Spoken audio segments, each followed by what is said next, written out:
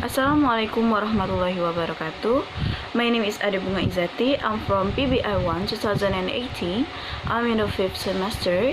So now I wanna answer the question from TEFL methodology. There are 5 questions in here. So the first question is, please mention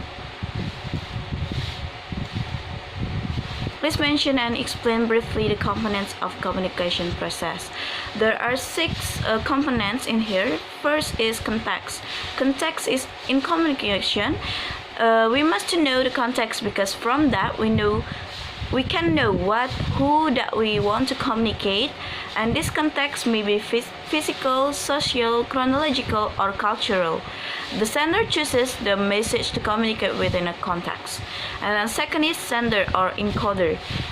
Sender or encoder is a person who sends the message, and the sender makes use of symbols, word or graphic or visual aids to convey the message and produce the required response. And sender may be an individual or a group or an organization. And then third is message. Message is a key idea that the sender wants to communicate. Communication process begins with deciding about the message to be conveyed. It must be ensured that the main objective of the message is clear. And the fourth is medium. Medium is something that we use to deliver the message. The sender must choose an appropriate medium for transmitting the message, else the message might not be to convey to desired recipients. The choice of appropriate medium of communication is essential for making the message effective and correctly interpreted by the recipient. And the fifth is recipient or decoder. It's a person for whom the message is intended, aimed, or targeted.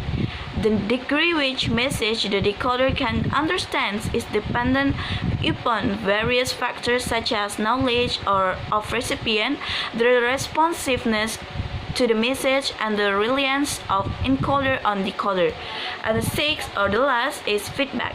Feedback is the main component of communication process, as it permits the sender to analyze the efficiency of the message. It helps the sender in confirming the correct interpretation of message by the decoder.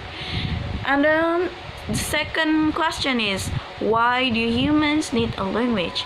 Of course, because with language, humans can communicate each others, and they can deliver what in their mind by the symbol, sign, sound, or voice, and so they can understand each other.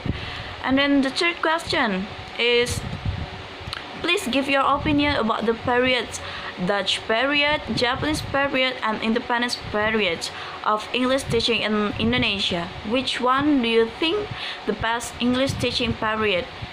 In my opinion, independence period, of course, is the best English teaching because after the Dutch leave from Indonesia, the education in Indonesia is a little bit improved and continually improved.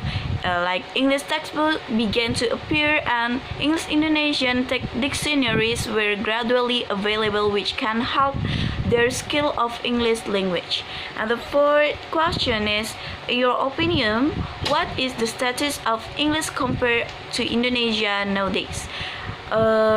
In my opinion, Indonesia still uses Bahasa as a daily language because, of course, it's our own language. So, but now many people that use and learning an English language, because now, as we know that, as somebody know that, English language is as an international language now.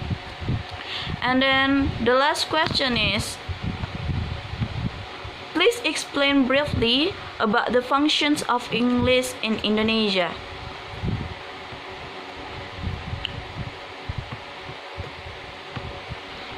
So, what function does English serve in Indonesia? The current status of English as an international or global language is underpinned by its wide use in a range of fields such as in politics, diplomacy, international trade and industry, commerce, science and technology, education and media.